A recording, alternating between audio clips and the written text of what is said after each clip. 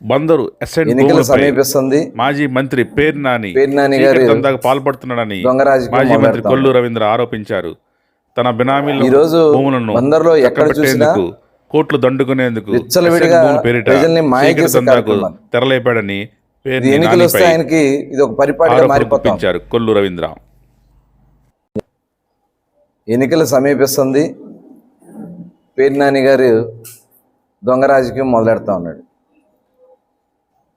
ఈరోజు బందర్లో ఎక్కడ చూసినా విచ్చలవిడిగా ప్రజల్ని మాయ చేసే కార్యక్రమాలు. ఇది ఎన్నికలు వస్తే ఆయనకి ఇది ఒక పరిపాటిగా మారిపోతాం. ఇవాళ అసైన్ భూముల పేరుతో కొత్త రాజకీయ దందాకి పేర్ని నాని గారు తెరలేపుతా ఉన్నారు.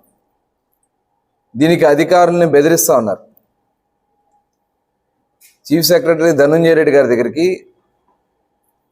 అదే సీఎంఓ ఉన్నటువంటి ధనంజయ రెడ్డి గారి దగ్గరికి కలెక్టర్ గారిని, ఆర్డీఓ గారిని, సంబంధిత రెవెన్యూ అధికారులందరూ కూడా తీసుకెళ్ళి బెదిరిస్తూ ఉన్నాడు.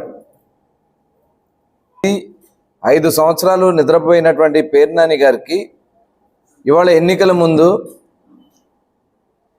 నీ బినామీల్ని సరి చేసుకోవడం కోసం ఇవాళ అధికారుల మీద ఒత్తిడి చేసి ఎంఆర్ఓ ఆఫీస్లో విఆర్ఓలందరినీ కూర్చోబెట్టి కంప్యూటర్లు పెట్టి ఒక చీకటి దందా చేస్తా ఉన్నాడు పేర్ని నాని గారు.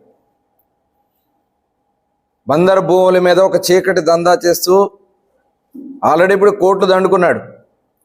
ఇప్పుడు బినామీ పేర్లతో మొత్తం కూడా క్లియర్ చేసుకోవాలని ఒక తప్పుడు ప్రయత్నం చేస్తూ ఉన్నాడు. నేను ఆల్రెడీ చెప్పిన అధికారులకు అనేక సార్లు మేము ఫిర్యాదు చేశాం. దానికి ల్యాండ్ ఎక్విజిషన్కి సంబంధించినటువంటి కానీ ల్యాండ్ని అలాట్ చేసే విషయంలో కానీ దానికి కొన్ని చట్టాలు ఉన్నాయి. ఆ చట్టం ప్రకారం చేయకపోతే అధికారులు ఇదివరకులాగా సస్పెన్షన్సో లేకపోతే రేపేదో చేసుకుని బయటికి రావచ్చని అనుకుంటా ఉన్నారేమో. రేపు రాబోయే కాలంలో తప్పు చేసినటువంటి అధికారులకి జీవితాంతం బాధపడే శిక్షలు పడతాయి. తప్పు చేయొద్దు, నీతిగా నిజాయితీగా మీరు పనిచేయండి.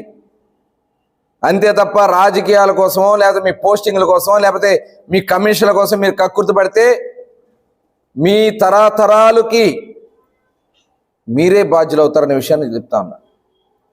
ఇట్లాంటి తప్పుడు రాజకీయాలు చేసే వ్యక్తులకి మీరు కొమ్ములు కాస్తే మీ జీవితాలే ఇవాళ ఏమైపోతే ఒక్కసారి మీరు ఆలోచించుకోవాలని చెప్పి నేను చెప్తా ఉన్నాను.